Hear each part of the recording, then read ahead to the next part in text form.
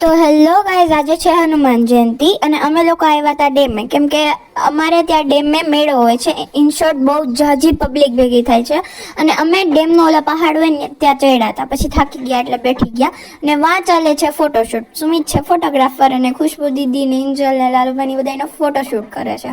પછી અમે કર્યો થોડોક નાસ્તો અને ભેલ ને એવું બધું ખાધું અને પછી ધીમે ધીમે કરીને અંધારું થવા લાગ્યું. તો વાતું અને ચર્ચા કરી અમે લોકોએ થોડી. પછી મચ્છરો સાથે પાર્ટી કરી. તમે જોઈ જ શકો છો કે કેટલા બધા મચ્છર છે.